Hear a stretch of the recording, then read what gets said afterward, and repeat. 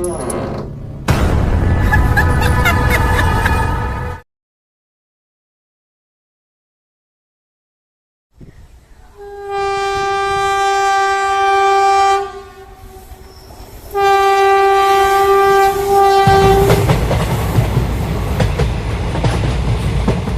से दोपहर का वक्त हो चुका है। अपने जीवन की नई शुरुआत करने के लिए अमित अपने गांव से माटीगंज जा रहा है। ट्रेन अपनी पूरी रफ्तार से पटरियों पर दौड़ रही है। खिड़की से आती ठंडी हवा के झोंकों से अमित गहरी नींद में खो गया।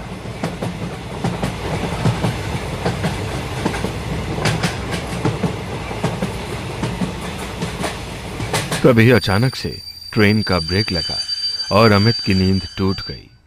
उसने उनींदी आंखों से बाहर देखा। सामने स्टेशन का बोर्ड चमक रहा था, माटीगंज। अमित ने जल्दी में अपना बैग समेटा और बिना देर किए डिब्बे से उतर गया। प्लेटफॉर्म पर अजीब सा सन्नाटा पसरा था। इक्के दुक्के मुसाफिर थके कदमों से अपने रास्ते जा रहे थे। स्टेशन से बाहर निकलते ही उसकी नजर एक रिक्शे वाले पर पड़ी, जो छांव में खड़ा सुस्ता रहा था। अमित ने उसके पास जाकर पूछा, भैया क्या आप मुझे पुरानी बस्ती के पास छोड़ देंगे? जी भैया, क्यों नहीं, बैठ जाइए। पर लगता है आप इस गांव में नए आए हैं। अमित ने हल्की मुस्कान के साथ कहा, हाँ मैं यहाँ नया ही हूँ। दरअसल मैं अध्यापक हूँ। पुरानी बस्ती के पास जो सरकारी स्कूल है, मुझे वहाँ नियुक्ति मिली है। अब इसी गांव में रहकर अपनी पूरी जिंदगी गरीब बच्चों की पढ़ाई लिखाई में लगा दूंगा। अमित की बातें सुनकर रिक्शे वाला कुछ पल के लिए चुप हो गया।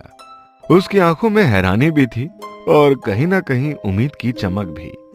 उसने धीरे से सिर हिलाया और बस इतना कहा, अच्छा तो अब आप यहीं रहेंगे? रिक्शा वाला चुपचाप रिक्शा आगे बढ़ाने लगा, लेकिन उसके भीतर विचारों का तूफान उठ चुका था। हाय रे किस्मत, कितने बरसों बाद हमारे गांव में कोई ऐसा आया है जो सचमुच बच्चों को पढ़ाना चाहता है। ये मास्टर साहब नेक दिल के इंसान लगते हैं।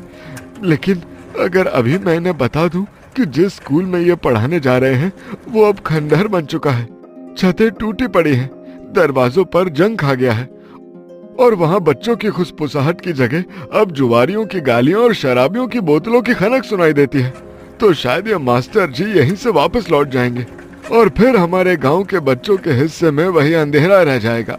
वो एक गहरी सांस भरते हुए सोचने लगा, नहीं, इन्हें सीधे स्कूल ले जाना ठीक नहीं होगा। पहले कासिम मियाँ से मिलवाता हूँ, वो समझदार हैं, दुनियादारी जानते हैं, शायद दोनों मिलकर कोई रास्ता निकाल लें।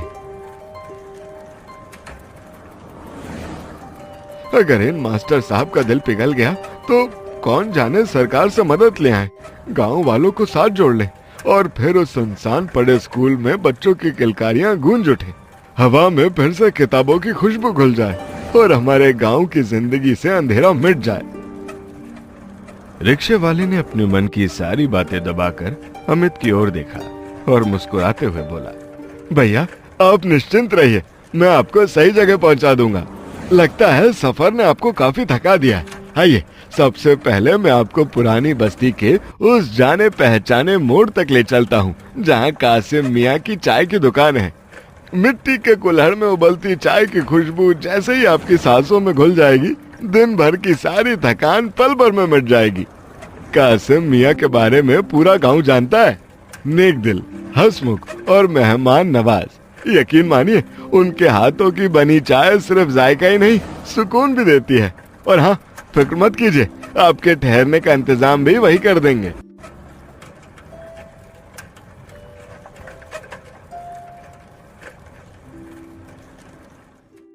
अरे मंगलू, आज सुबह से दूसरी बार आया तू, क्या बात है, सब ठीक तो है ना? हाँ कासिम मियाँ, सब ठीक है। आज मैं आपको एक खुशखबरी देने आया हूँ। खुशखबरी? कैसे खुशखबरी? मंगलू जल्दी से बता, आखिर क्या बात है? कासिम मियाँ, असल बात तो ये है कि ये भाई साहब बड़े ही नेक दिल इंसान हैं। इनसे बात करके मुझे लगा मानो हमारे गांव की किस्मत ही बदलने वाली है।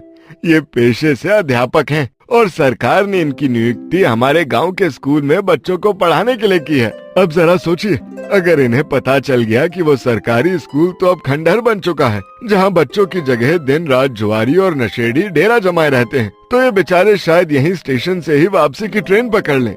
गांव की भलाई का मौका हमारे हाथ आया है कासिम मियां। इन्हें हर हाल में रोक कर रखना होगा। इन्हें यकीन दिलाना होगा कि गांव को इनकी सख्त जरूरत है। मेरा काम तो इन्हें आपके पास यहाँ तक लाना था। अब आगे की जिम्मेदारी आप संभालिए। किसी भी तरह से इन्हें यहाँ से जाने मत दीजिएगा। तू चिंता मत कर मंगलू। अगर कोई नेक इंसान मेरे पास आया है तो समझ ले ये भगवान की मर्जी है। अब मैं इसे यहाँ से ऐसे नहीं जाने दूंगा। आइए श्रीमान जी, आपका हमारे गांव माटीगंज में दिल से स्वागत है। अब आप हमारे मेहमान हैं। आपकी खातिरदारी करना मेरा फर्ज है। मैं अभी आपके लिए गर्मा गर्म चाय लाता हूँ। पीते ही आपकी सारी थकान हरी भरी हो जाएगी। अरे नहीं कासिम जी, इतना सम्मान मत दीजिए मुझे। इस गांव में आए तो मुझे कुछ ही देर हुई है। पहले हम लोग एक दूसरे को अच्छे से जान लें, फिर आपकी सेवा भावना चलती रहेगी। बस आप मुझे ये बता दीजिए कि सरकारी स्कूल यहाँ से कितनी दूर है। मैं वहाँ जाना चाहता हूँ। पहली बार गांव के बच्चों को पढ़ते देखने का एहसास लेना चाहता हूँ। ये मास्टर तो बड़े उतावले लग रहे हैं। अगर इन्हें अभी स्कूल पहुंचा दूंगा तो सारा राज खुल जाएगा। बेहतर है कि चाय पिलाकर बातों में उलझाए रखूं। शाम होते होते अंधेरे का बहाना बना दूंगा। कल की कल देखी जाएगी। अरे श्रीमान जी, स्कूल तो अभी दिखा दूंगा, लेकिन तनिक हमें मेहमान नवाजी भी तो कर लेने दीजिए। जरा हमारी दुकान में तशरीफ रखिए, एक प्याला चाय पी लीजिए, फिर अपने आप को और हमें जानने का भी तो वक्त मिलेगा। उसके बाद चलेंगे स्कूल की तरफ। ठीक है कासिम मियां, आप इतना जोर दे रहे हैं तो एक कप चाय पिलाइए।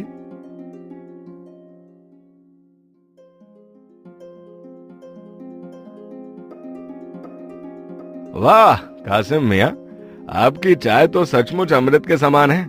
मुझे याद नहीं, लेकिन ऐसी चाय मैंने आज तक अपने जीवन में नहीं पी। मजा आ गया चाचा। सुना है आप गांव के बच्चों को शिक्षा देने आए हैं। बहुत नेक काम है बेटा। भगवान आपको खूब तरक्की दे।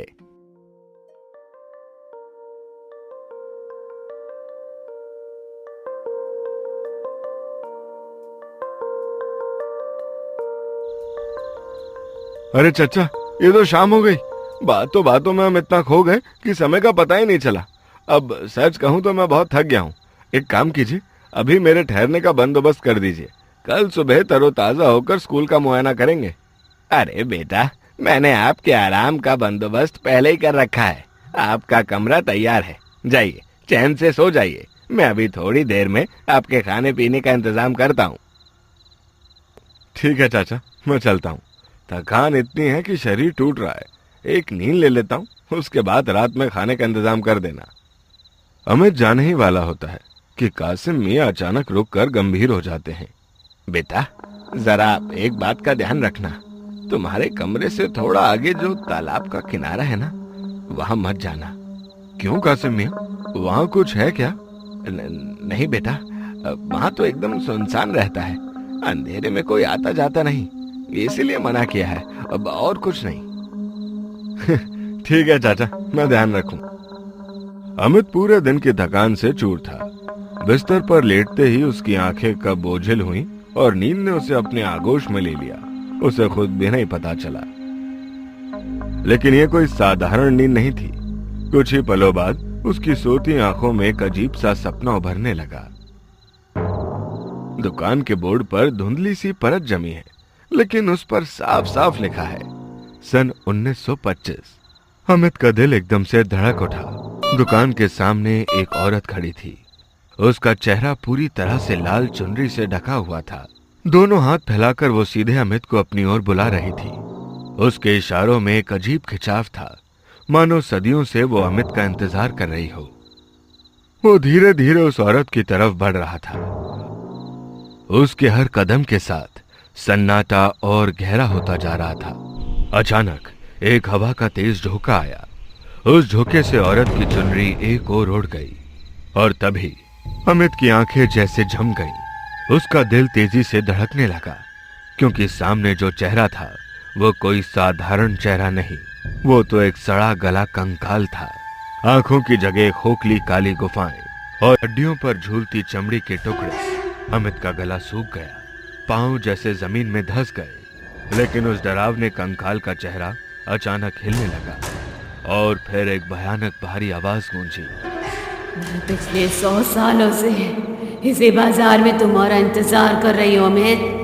अब लौट आओ, लौट आओ।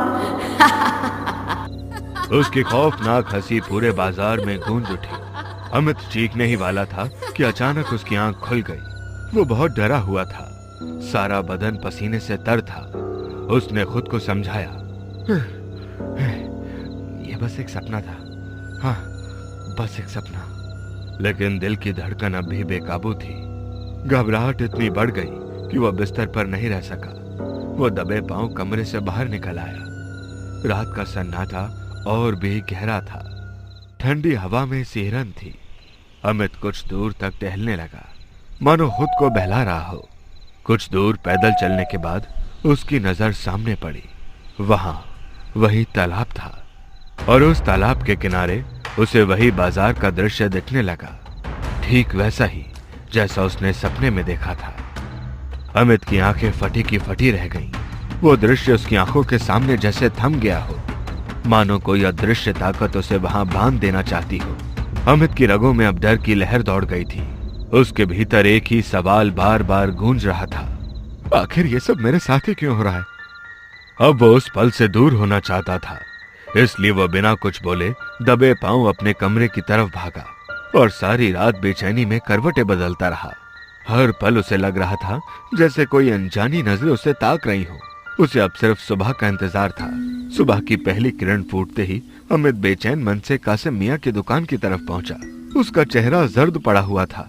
चेहरे में नींद न होने की वजह से परेशानी झलक रही थी। कासिम मियां ने जैसे ही उसकी सूरत देखी, वो चौकन्ने हो गए। उन्होंने शंका भरी नजरों से पूछा, क्या हुआ बेटा? बड़े घबराए हुए लग रहे हो। रात भर नींद नहीं आई क्या? नहीं चाचा, नींद तो आई ही नहीं। कासिम मियां ने हल्की मुस्कान में बात को हल्का करने की कोशिश की। क्यों बेटा, मच्छरों ने सोने नहीं दिया क्या? लेकिन अमित की आंखों में छुपा डर अब जाहिर हो चुका था। उसने कांपती आवाज में कहा, चाचा, मैं आपसे कुछ पूछना चाहता हूँ। हाँ हाँ बेटा, पूछो, क्या बात है? अमित ने गहरी सांस ली, जैसे किसी भारी बोझ को जुबान पर लाने की हिम्मत जुटा रहा हो। कल शाम जब मैं आपकी दुकान से अपने कमरे की ओर गया तो जाते ही थकान के कारण मेरी आंख लग गई। लेकिन कुछ ही देर बाद मुझे एक अजीब सपना आया। सपने में मैंने तालाब के किनारे पुराना सा बाजार देखा। चारों तरफ चहल पहल थी, लोग सामान खरीद रहे थे, मगर मेरी नजर सीधा एक मनिहारी की दुकान पर पड़ी। उस दुकान के ऊपर लिखा था सन 1925 और तभी उस दुकान के पास एक औरत खड़ी दिखी। उसने साड़ी पहन रखी थी, चेहरा चुनरी में ढका हुआ था। लेकिन अचानक उसकी चुनरी खिसकी और जो चेहरा सामने आया वो देखकर मेरी रगों में खून जम गया। उसका चेहरा इंसान का नहीं था चाचा, वो एक कंकाल का चेहरा था। खाली आंखों के गड्ढों में जैसे अंधेरा भरा हो। वो औरत दोनों हाथ फैलाकर मुझे बुला रही थी और उसकी आवाज मेरे कानों में गूंज रही थी। वो मुझसे कह रही थी, मैं तुम्हारा पिछले 100 सालों से इंतजार कर रही हूँ, वापस आ जाओ, वापस आ जाओ। घबराहट से मेरी नींद टूट गई। मैंने खुद को संभालने की कोशिश की कि ये बस एक बुरा सपना था। लेकिन जब बेचैनी में मैं अपने कमरे से बाहर निकला तो देखा कि मैं सचमुच उसी तालाब के किनारे खड़ा था। बिल्कुल वही जगह, वही दृश्य जो मैंने सपने में देखा था। तभी मुझे समझ आया कि ये कोई आम सपना नहीं था चाचा, इसमें कुछ रहस्य छिपा है। और सबसे बड़ी बात, ऐसा मेरे साथ माटीगंज जाने के बाद ही क्यों हुआ? अपने गांव में कभी ऐसा डरावना सपना नहीं देखा। मुझे बार बार आपकी वो बात याद आ रही है चाचा, जब आपने मुझसे उस तालाब के पास जाने से मना किया था। चाचा, मुझे लगता है आप सब कुछ जानते हैं। कृपया मुझसे सच मत छुपाइए। आज मैं वही सच जानना चाहता हूँ जो आपने बरसों से अपने दिल में दबाया हुआ है। जिस बात का डर था आखिर वही हो गया बेटा, इसलिए मैंने तुम्हें उस जगह जाने से मना किया था। जिस बात का डर था? मतलब कैसा डर चाचा? आखिर ऐसा कौन सा राज है उस जगह पर जो आप मुझे बार बार वहां जाने से रोक रहे थे? बताइए चाचा, बताइए। बेटा, तुम एक अच्छे इंसान हो। हम सब गांव वाले यही चाहते थे कि शायद तुम गांव के बच्चों को पढ़ाने आए हो ताकि हमारे गांव का भी विकास हो, उन्नति हो। लेकिन हम तुम्हारी जान खतरे में नहीं डाल सकते। हो सके तो यहीं से वापस चले जाओ, क्योंकि मुझे साफ साफ दिख रहा है बेटा, तुम्हारी मौत का रास्ता बहुत करीब आ चुका है। अगर जिंदा रहना चाहते हो तो अपने गांव लौट जाओ, अभी के अभी। मौत का रास्ता? आखिर आप कहना क्या चाहते हैं चाचा? मुझे सब कुछ साफ साफ बताइए। ये राज बहुत गहरा राज है बेटा, और अब वो वक्त आ चुका है जब तुम्हें इसके बारे में बताना जरूरी है। दरअसल इस गांव में जो भी नए लोग आते हैं वो असल में गांव में आते नहीं, बल्कि उनकी किस्मत उन्हें यहाँ खींच कर लाती है। और जब कोई यहाँ आ ही जाता है तो किस्मत उन्हें इस भूतिया बाजार का हिस्सा बना लेती है। हमने अपने ही लोगों को इस रहस्य में खोते देखा है बेटा, और अब मुझे डर है कि अगली बारी तुम्हारी है। भूतिया बाजार? कैसा भूतिया बाजार चाचा? ये किस्सा आज से पूरे 100 साल पहले का है, जब माटीगंज गांव अपने प्रसिद्ध हाट बाजार के लिए दूर दूर तक जाना जाता था। उस वक्त हर रविवार को यहाँ एक बड़ा मेला लगता था। चारों ओर दुकानों की रौनक, भीड़ का शोरगुल, बच्चों की किलकारियां और सांडों की आवाजें गूंजती रहती थी। ये ऐसा बाजार था जहाँ जीवन की हर छोटी बड़ी चीज आसानी से मिल जाती थी। लोग पूरे हफ्ते का नहीं बल्कि पूरे महीने का व्यापार इसी एक दिन में निपटा लेते थे। लेकिन कहते हैं ना, जब समय पलटता है तो सबसे चमकता उजाला भी घोर अंधकार में बदल जाता है। इसी बाजार में एक रविवार एक तपस्वी साधु आ पहुंचे। साधु का चेहरा तेजस्वी था, लेकिन उनके वस्त्र फटे पुराने और शरीर भूख से जर्जर। वो नंगे पैर धूल भरी गलियों से गुजरते हुए दुकानों की ओर बढ़े। बेटा, मैं इसी गांव के अंतिम छोर पर एक छोटी सी कुटिया में रहता हूँ। वहाँ मैं तपस्या करता हूँ, ब्रह्मचार्य का पालन करता हूँ। कई दिन हो गए, मेरे पास खाने को कुछ भी नहीं बचा।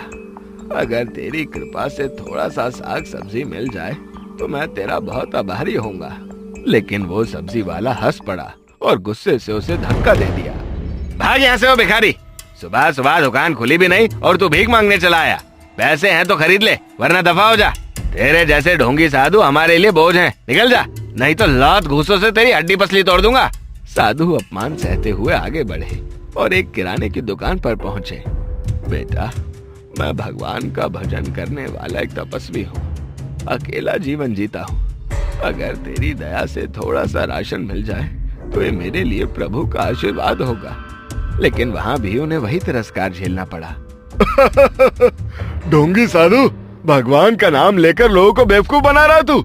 सोचता है कि हम तेरे पाखंड में फंसकर तुझे मुफ्त में अनाज दे देंगे? निकल जा यहाँ से, वरना डंडों से हड्डियां चटका दूंगा तेरी। बेटा, उस दिन बाजार के हर व्यापारी ने मिलकर उस साधु को अपमानित किया, धक्के मारकर भगा दिया। किसी ने एक दाना तक दान में नहीं दिया। और कहते हैं ना, जब संत रोता है तो किस्मत भी कांप उठती है। आज तुम सब ने मिलकर मेरा अपमान किया है, मेरे भगवान की उपेक्षा की है। मैं सोचता था इस गांव के लोग दानवीर होंगे, लेकिन तुम सब लालच और घमंड में अंधे हो चुके हो। मैं तुम्हें श्राप देता हूँ। ये बाजार जिस पर तुम्हें इतना गर्व है, आज यही अग्नि का तांडव होगा। तुम्हारी दुकानें, तुम्हारा धन, तुम्हारा परिवार सब जलकर राख हो जाएगा। और सुन लो, अगर किसी का पुनर्जन्म हुआ तो उसकी किस्मत उसे फिर से यहाँ खींच लाएगी, ताकि वो इस श्राप का हिस्सा बन सके। अब चाहे वो तुम्हारी पत्नी हो, बहन हो या माँ, कोई भी क्यों ना हो। साधु के शब्द समाप्त होते ही अचानक आकाश काला हो उठा। देखते ही देखते बाजार में आग की लपटें उठने लगी, चीखें गूंजने लगी, लोग इधर उधर भागने लगे, लेकिन कोई बच ना सका। लपटें इतनी भयानक थी कि पूरा बाजार देखते देखते राख में बदल गया। निर्दोष भी मारे गए, क्योंकि श्राप का असर अंधा होता है। कहते हैं उस रात माटीगंज की धरती पर सिर्फ राख और चीखें बाकी रह गई थी। बेटा, वही श्राप आज भी जिंदा है। अगर तुम्हें उस बाजार में कोई औरत दिखाई दी है तो उसका रिश्ता जरूर तुम्हारे पिछले जन्म से है। वो तुम्हारी पत्नी थी, तुम्हारी माँ थी या तुम्हारी बहन, ये मैं नहीं कह सकता, लेकिन इतना जरूर जान लो, अगर तुमने यहाँ ठहरने की कोशिश की तो वही श्राप तुम्हें भी अपने आगोश में ले लेगा। इसलिए बेटा, अब सब छोड़कर इस गांव से चले जाना ही तुम्हारे लिए भलाई है। चाचा, मैं आज की दुनिया का पढ़ा लिखा लड़का हूँ। इन सब भूत प्रेत की कहानियों पर मुझे यकीन नहीं होता। मुझे लगता है कि ये सब किसी की बनाई हुई चाल है। कोई मुझे इस गांव से दूर करना चाहता है ताकि मैं यहाँ रहकर सच ना जान पाऊँ। आपने मुझसे साफ नहीं कहा, लेकिन मैंने अपनी आंखों से उस सरकारी स्कूल को देख लिया है। खंडहर में बदल चुका है वो स्कूल। वहाँ बच्चे नहीं, सिर्फ जुआरी और नशाखोरों का अड्डा है। चाचा, अब मुझे साफ लग रहा है कि ये सब उसी टोलियों की साजिश है। वो लोग नहीं चाहते कि मैं इस गांव में रहूं, क्योंकि अगर मैं रह गया तो उनका धंधा, उनका दाना पानी सब चौपट हो जाएगा।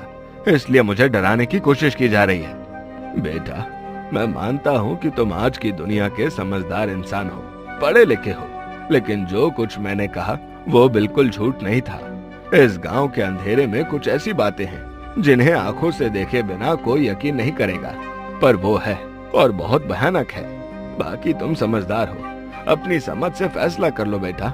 ठीक है चाचा, अगर सच इतना ही डरावना है तो आज रात मैं उस तालाब के किनारे फिर जाऊंगा और इस बार मैं आप सबके सामने सच्चाई लेकर आऊंगा, ताकि साबित हो सके कि ये सब कहानियां झूठी हैं। मैं डरने वाला इंसान नहीं हूँ और ना ही किसी की चाल के आगे झुकने वाला हूँ।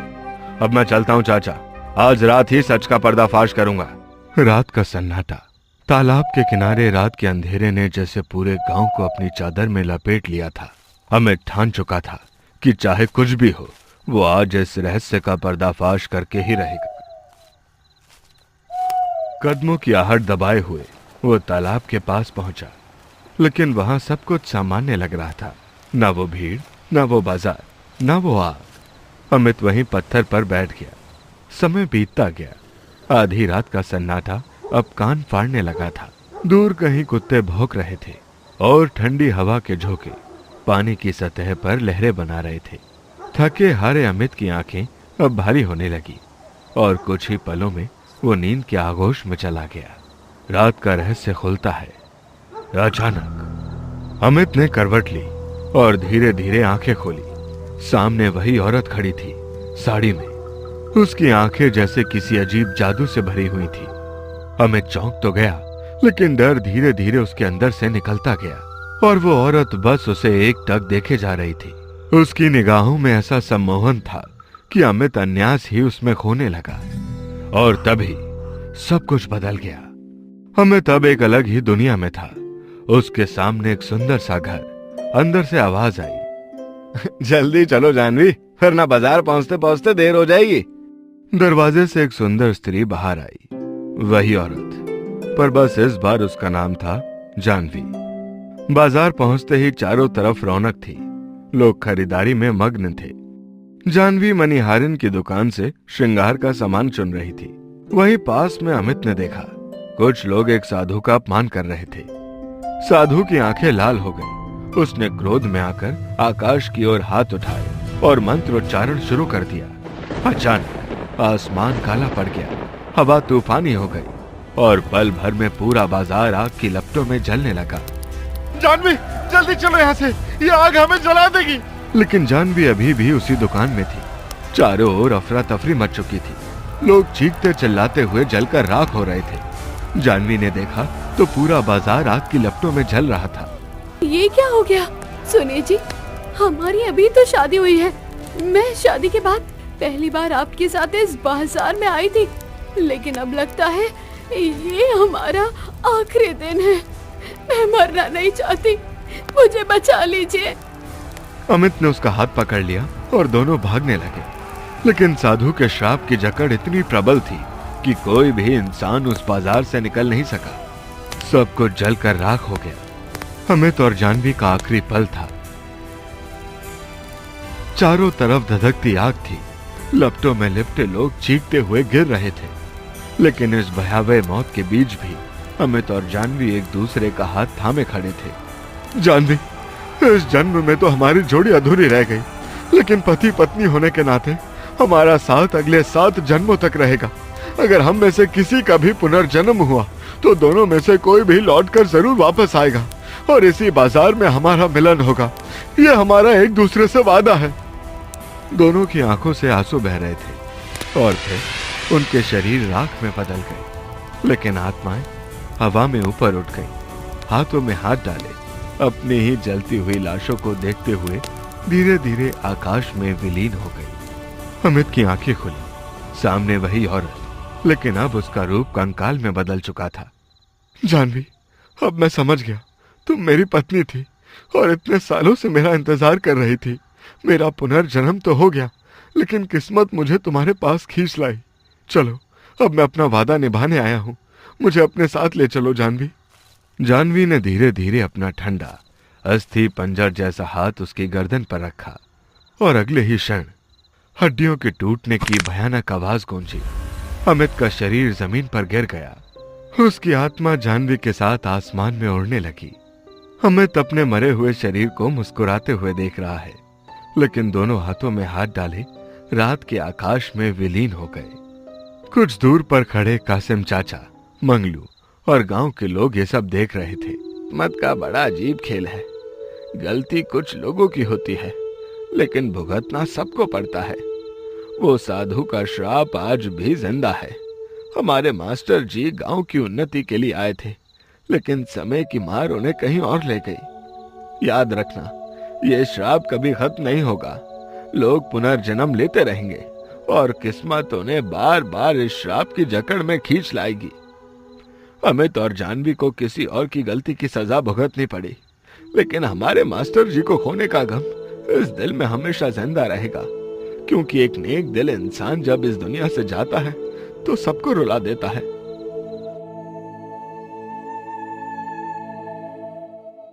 यदि आपको हमारा ये वीडियो पसंद आए तो एक लाइक जरूर करें और पास में दिख रहे सब्सक्राइब बटन को दबाना ना भूलें, क्योंकि हर सोमवार की रात हम लाते हैं एक नया रहस्य जो आपको सोचने पर मजबूर कर देगा।